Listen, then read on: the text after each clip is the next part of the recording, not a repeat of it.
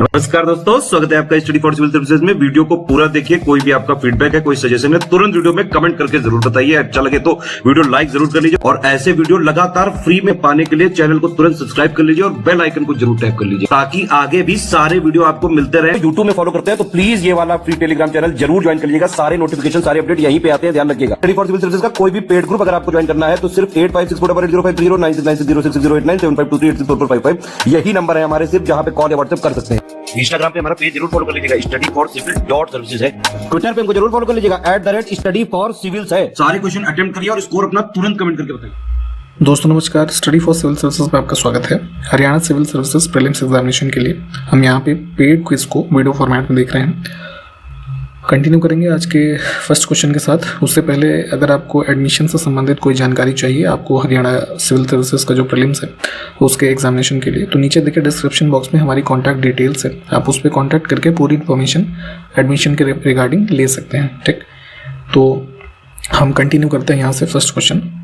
देखिए, ऑर्निथोलॉजी एक टर्म होता है, इसका संबंध किससे है? ठीक है, तो जो भी कलेक्टिवली साइंटिफिक स्टडीज़ होती हैं कई सारी, तो उसको अलग अलग नामों से जानते हैं। तो बर्ड्स का जिसमें अध्ययन किया जाता है, हर प्रकार की बर्ड का, उसको स्टडी ऑफ कह लीजिए ये ऑर्निथोलॉजी कहा जाता है। ठीक, तो विकल्प हम बी को चुनेंगे। इसमें देखिए निम्नलिखित में से किसने 1885 में हैजा का टीका विकसित किया? ठीक है, जो कॉलरा की बीमारी होती है तो उसके लिए जो सबसे पहले वैक्सीनेशन बना 1885 में बना है और ये जामे फेरन ऑप्शन बी में जो लिखा हुआ है, ठीक, इन्होंने बनाया था। और अगर हम वैक्सीन के बारे में थोड़ी सी और बात करें तो सबसे पहले जो विश्व में वैक्सीन बनी तो फादर ऑफ वायरोलॉजी के नाम से जाने जाते हैं एडवर्ड जेनर, है ना, ऑप्शन ए में जो नाम लिखा हुआ है। इन्होंने 1796 में सबसे पहले स्मॉल पॉक्स के अगेंस्ट में जो है एक वैक्सीन बनाया था और सबसे पहले जो ये वैक्सीन दी गई थी कि 13 साल का बच्चा था, ठीक है, तो उसको दिया गया था। तो इन चीज़ों को भी ध्यान रखेंगे। और हिस्टोरिकल फैक्ट भी आप जानते होंगे 1885 का, जैसे मॉडर्न इंडियन हिस्ट्री की हम बात करें तो इंडियन नेशनल कांग्रेस की स्थापना भी होती है इसी साल में।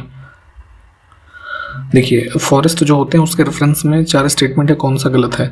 तो किसी भी, देखिए, जो कोई भी फॉरेस्ट होगा उसकी सबसे निचली परत जो होगी, है ना, जो लोअर मोस्ट लेयर, वो ग्रास की होगी। ठीक, यहाँ पे लिखा है झाड़ियाँ, श्रब्स, है ना, तो सबसे जो लोवेस्ट होती है वो ग्रास होती है, तो इस वजह से ये गलत हो जाएगा। बाकी के 3 विकल्प ये देख लीजिए, ये सब सही हैं। इसको यहाँ पे इंग्लिश में भी आप देख सकते हैं। ठीक है, दोनों भाषाओं में हम देखते हुए चल रहे हैं सारे क्वेश्चंस को। देखिए, भारत के संविधान में राज्यसभा के सदस्यों के नामांकन की प्रक्रिया जो है निम्नलिखित में से किस देश से ली गई है?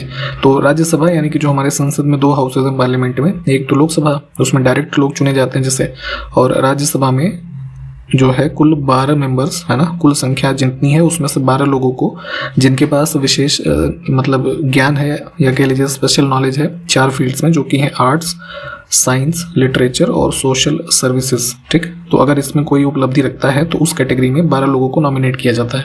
तो ये प्रक्रिया हमने नामांकन की जो ली है वो आयरलैंड के कॉन्स्टिट्यूशन से अडॉप्ट की है।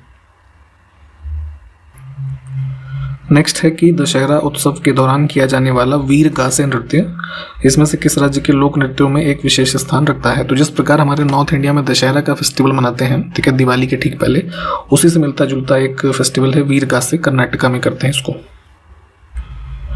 देखिए, किचन में एक कंपोनेंट यूज़ होता है खाने में, बेकिंग सोडा, ठीक है, जिसको कि आप कुकिंग सोडा भी कहते हैं।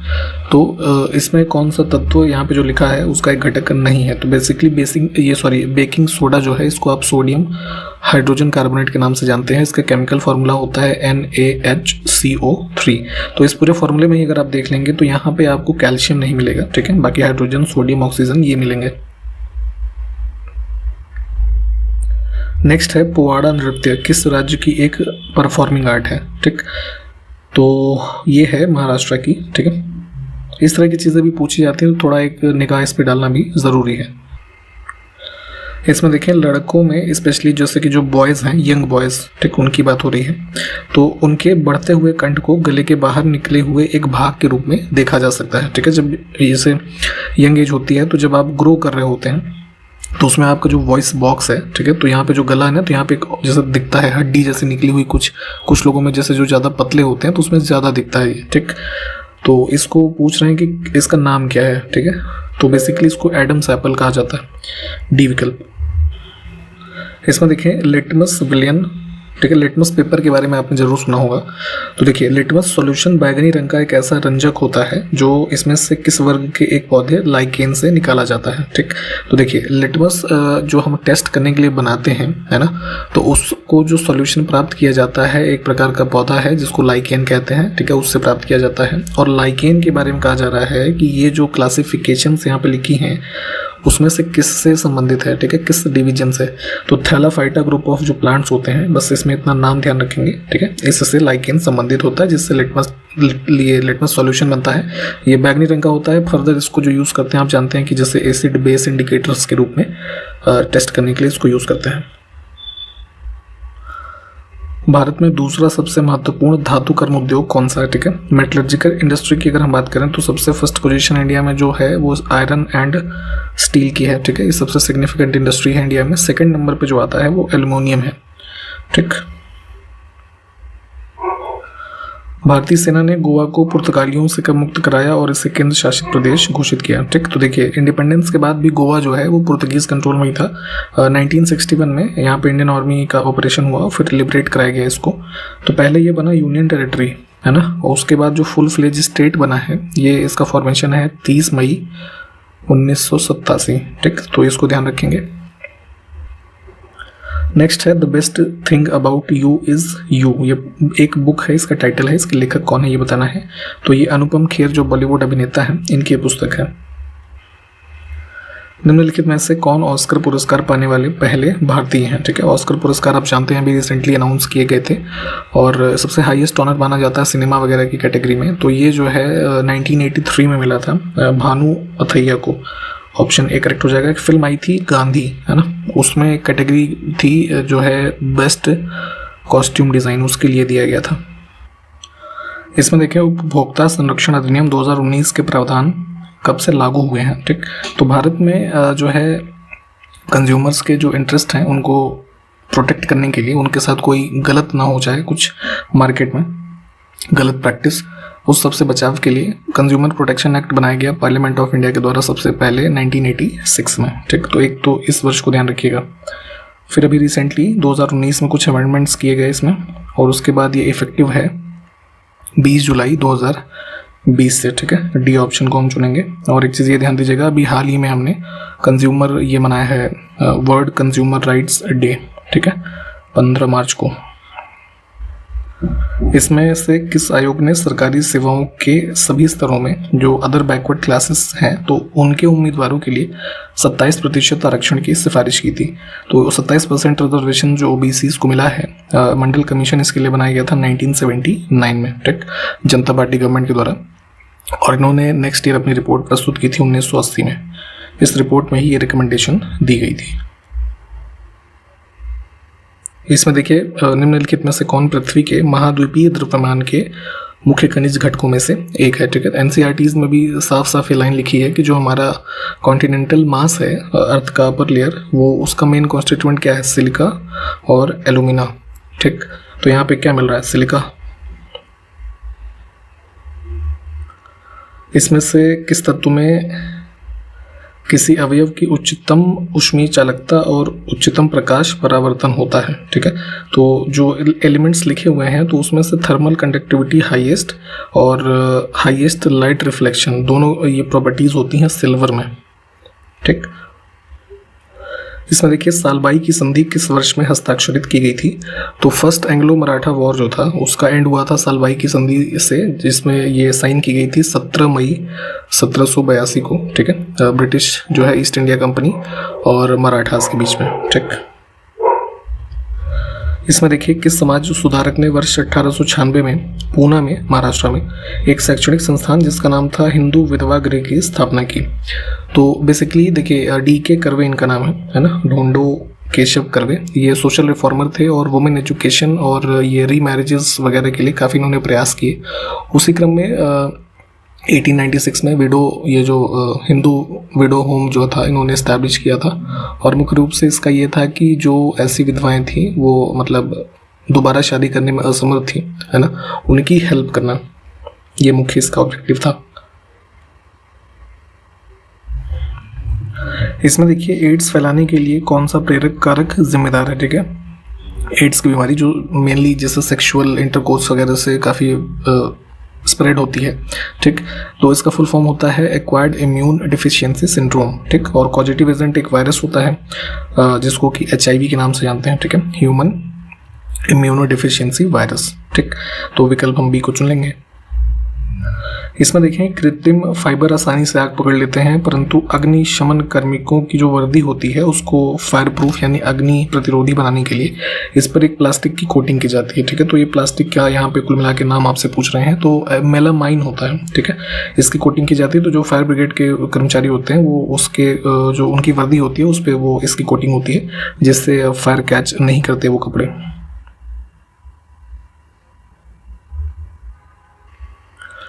इसमें देखिए व्युपगमन के सिद्धांत यानी कि डॉक्ट्रिन ऑफ लैप्स की बात हो रही है।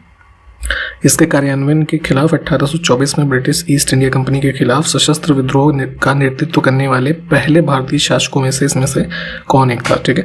तो डॉक्ट्रिन ऑफ लैप्स आप देखते हैं कि लॉर्ड डलहौजी से जैसे मेनली स्टार्ट होती है, तो इसमें सबसे पहले एनेक्स किया जाता है सतारा को, ठीक है। तो इस जब डॉक्ट्रिन ऑफ लैप्स इम्प्लीमेंटेशन की जा रही थी तो उसके अगेंस्ट में सबसे पहले जो ये विद्रोह करने वाले लोगों में से शामिल था कित्तूर चेन्नम्मा थी, ठीक है। ये शासक थी यहाँ पे क्वीन बेसिकली। कित्तूर एक जगह है यहाँ पे जो है मतलब कर्नाटका समझ लिए उस समय का, बेलगावी का जो रीजन है, ठीक है, वहाँ पे। तो ऑप्शन हम ए को चुनेंगे।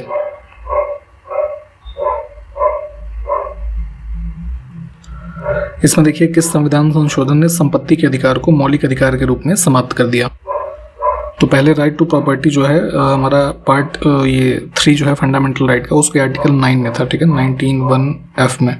फिर इसको 44th अमेंडमेंट 1978 में हटा दिया गया है। अब ये आर्टिकल 300(a) में है, ठीक है, एक नॉर्मल अधिकार के जैसे, ठीक है। तो अब राइट टू प्रॉपर्टी कोई पूछे क्या है तो एक लीगल राइट होगा, ठीक है। पहले ये फंडामेंटल राइट हुआ करता था। इसमें देखिए संसदात्मक सरकार की निम्नलिखित में से कौन सी विशेषता नहीं है, ठीक है। पार्लियामेंट्री फॉर्म ऑफ गवर्नमेंट जैसे इंडिया में ही है तो उसमें कार्यपालिका का निश्चित कार्यकाल नहीं होता, ठीक है, फिक्स टेन्योर नहीं है, क्योंकि कभी भी आपके काउंसिल ऑफ मिनिस्टर्स के खिलाफ जो है नो कॉन्फिडेंस मोशन आ सकता है और अगर वो पास हो गया तो सरकार गिर जाएगी, ठीक। इसमें देखें केशिका फीड फाउंटेन पेन का आविष्कार किसने किया था, ठीक है। कैपिलरी एक्शन आपने पढ़ा होगा साइंस में, ठीक है। तो कैपिलरी एक्शन पे बेस्ड जो फाउंटेन पेन बना सबसे पहले, इसको बनाया था लुइस वाटरमैन ने। ऑप्शन सी करेक्ट हो जाएगा। इसमें देखें विश्व का सबसे बड़ा डेल्टा कौन सा है, ठीक है। तो इधर से आती गंगा, इधर से ब्रह्मपुत्र, तो बे ऑफ बंगाल में जो इधर डेल्टा बनता है ये सबसे बड़ा है, ठीक। इसमें देखिए विश्व मौसम विज्ञान दिवस पूछा जा रहा है कब मनाया जाता है, तो वर्ल्ड मेट्रोलॉजिकल ऑर्गेनाइजेशन की फॉर्मेशन 1950 में इसी दिन हुई थी, कब, 23 मार्च को, ठीक है। तो उसी दिन मेट्रोलॉजिकल डे विश्व में मनाया जाता है। यहाँ पे देखिए टिक लगा हुआ है, बी ऑप्शन करेक्ट है।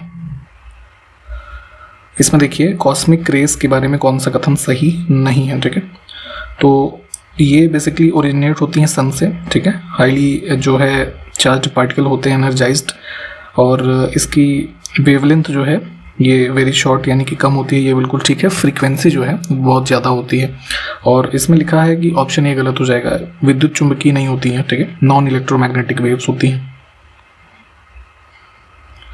इसमें देखें इसमें से कौन सा ऑर्गन ह्यूमन बॉडी का जो है अपचित खाद्य सामग्री से पानी और कुछ जो सॉल्ट्स हैं उसको अवशोषित करता है, ठीक। तो ये कार्य किया जाता है लार्ज इंटेस्टाइन के द्वारा।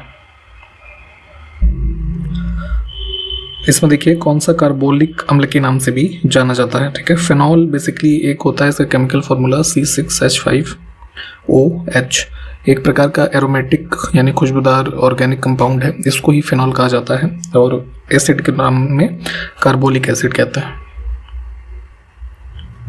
आगे है बहुत उच्च तापमान को मापने के लिए इसमें से किस उपकरण का उपयोग किया जाता है। बहुत ही ज़्यादा टेम्परेचर जैसे कि स्पेशली जो मेटलर्जिकल फर्नेसेस वगैरह होते हैं तो वहाँ पे यूज़ करते हैं पायरोमीटर।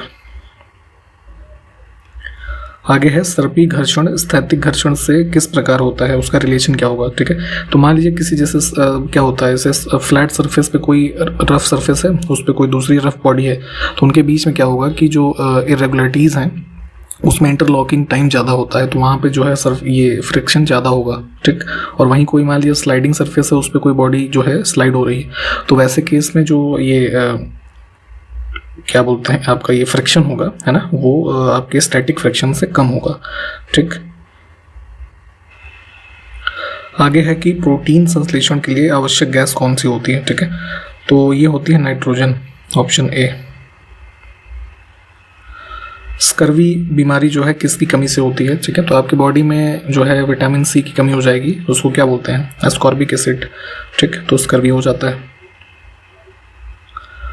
नेक्स्ट है हमारे मानव शरीर में कौन सा अम्ल जो है उत्पन्न होता है पेट में। ठीक है, तो स्टमक में हमारे प्रोड्यूस होता है ये हाइड्रोक्लोरिक एसिड। इसमें पूछा गया है नींबू के रस का पीएच मान क्या होता है। ठीक है, पीएच वैल्यू आप जानते हैं, एक स्केल होती है 0 से लेकर 14 तक। 7 पे हमारा क्या है, न्यूट्रल सॉल्यूशन है, तो इससे ज़्यादा बढ़ेंगे ये बेसिक हो जाएगा, इससे कम होगा एसिडिक हो जाएगा। तो चूंकि नींबू का रस क्या होता है, खट्टा होता है। ठीक है, तो वैल्यू उसकी 7 से कमी होगी यानी एसिडिक होगी, तो ऑप्शन ए हमारा करेक्ट हो जाएगा। और वैसे एग्जैक्ट अगर हम देखें पीएच वैल्यू ऑफ लेमन जो होता है वो 2 से 3 के बीच में होता है। बैलाडीला खान किस खनिज से संबंधित है। बैलाडीला माइंस बेसिकली ये देखेंगे स्थित है छत्तीसगढ़ राज्य में। ठीक, और फेमस आयरन ओर प्रोडक्शन होता है, ठीक है, उसके लिए जानी जाती है। इसमें देखिए आज़ादी के बाद भारत में इस्पात संयंत्रों के किस समूह की स्थापना हुई थी। ठीक है, तो जो हमारे ये स्टील प्लांट्स इस्टेब्लिश किए गए, तो देखेंगे प्री इंडिपेंडेंस भी कई सारे इस्टेब्लिश हुए, आफ्टर इंडिपेंडेंस भी। ठीक है, कई सारे अन्य देशों की जो टेक्निकल असिस्टेंस है उसको लेकर के। तो भिलाई स्टील प्लांट जो है ना, भिलाई, दुर्गापुर और राउरकेला। ठीक है, ये सब हमारे पोस्ट जो है मतलब इंडिपेंडेंस कह सकते हैं आप। ठीक है, ये इसमें इस्टेब्लिश किए गए, जिसमें से अगर हम बात करें जैसे दुर्गापुर है तो ये 1959 में इस्टेब्लिश किया गया था with the help of United kingdom. ठीक, और राउरकेला जो है ये इस्टेब्लिश किया गया था जो है इनके 1961 में। ठीक है, जर्मन कोलैबोरेशन था इसमें कुछ। और भिलाई जो है ये 1967 में इस्टेब्लिश किया गया था। इसमें सोवियत यूनियन था ना उस समय, यूएसएसआर, तो उसके टेक्निकल असिस्टेंस था इसमें। तो इन तीनों को भी ध्यान रखिएगा। इसको मैप में देख लीजिएगा, भूमध्य सागर जो है इसकी सीमा जो है इसमें से विकल्पों में दिए हुए किस देश से लगती है। तो जॉर्डन और इराक से नहीं लगेगी। ठीक है, इधर लेबनान, सीरिया, फिर ऐसे चलेंगे तो टर्की, है ना, फिर ऐसे होते होते ग्रीस वगैरह, इटली, स्पेन, मोरक्को, अल्जीरिया, ये सब जो है ऐसे पूरा क्रम है। तो ऑप्शन इसमें सी को चुनेंगे हम। एक टाइप की ग्लेशियल लेक है ना, इटास्का, किस नदी का उद्गम स्थल है। तो मिसिसिपी रिवर जो है निकलती है इससे। ठीक, ऑप्शन ए। नेक्स्ट है विद्युत चुंबकीय प्रेरण की खोज और समझ। इसमें से साइंटिस्ट जो लिखे हुए हैं किनके द्वारा किए गए प्रयोगों की एक लंबी श्रृंखला पर आधारित है। ठीक, तो discovery and understanding of electromagnetic induction, science में आपने ये कॉन्सेप्ट पढ़ा होगा, फैराडे और हेनरी। ठीक है, इन्होंने इसको जो है डिस्कवर किया। नेक्स्ट है भारतीय रिजर्व बैंक के द्वारा किस वर्ष में क्लीन नोट पॉलिसी की घोषणा की गई थी। ठीक है, तो पहले आपने देखा होगा कि बहुत सारे जो है ऐसे मुड़े चुड़े नोट, है ना, और ख़राब हुए हुए कुछ कागज़ के नोट या जो है अन्य प्रकार से लोग उस पर कुछ लिख देते थे। तो इस प्रकार के जितने नोट्स थे इनको बैंक से हटाने के लिए एक पॉलिसी जारी की गई थी, क्लीन नोट पॉलिसी 1999 में आरबीआई के द्वारा। ठीक है, और इसी के चलते आगे चल करके एक और अनाउंसमेंट आरबीआई ने की थी 2002 में। पहले क्या होता था, आपने देखा होगा कि जो नोट होते थे उस पर स्टेपल किया जाता था, जो गड्डी बनाते थे ना, तो स्टेपल होता था बड़ा सा, जिससे सारे नोट आपस में जुड़ जाते थे। ठीक है, जैसे गड्डी उससे नोट ऐसे कहीं ना हो, तो इसमें ही इसको भी बंद किया गया था 2002 में। इस पॉलिसी के तहत बैंक से कहा गया कि अभी स्टेपल बंद करके उस पर जो एक ऐसे बैंड टाइप लगा देते हैं। ठीक है, इसमें देखिए किस प्रधानमंत्री ने 1985 में अखिल भारतीय एक असम गण संग्राम परिषद था उसके साथ असम समझौते पर हस्ताक्षर किए थे। ठीक है, तो देखिए असम अकॉर्ड के नाम से जो है फेमस है ये एग्रीमेंट। बेसिकली प्रोटेक्शन का कॉन्सेप्ट था इसमें, cultural, economical, political rights Assam के जो इंडिजिनस लोग हैं उनके। ठीक है, तो ये साइन हुआ था 1985 में, ऑल असम गण ये संग्राम परिषद, और प्राइम मिनिस्टर उस समय थे राजीव गांधी। ठीक, option D, sorry B option. ठीक, तो यहाँ पे इस वीडियो को हम समाप्त करेंगे। सारे क्वेश्चंस प्लीज़ आप देख लीजिए अच्छे से। हम कंटिन्यू करते हैं नेक्स्ट वीडियो में, तब तक के लिए नमस्कार, जय हिंद।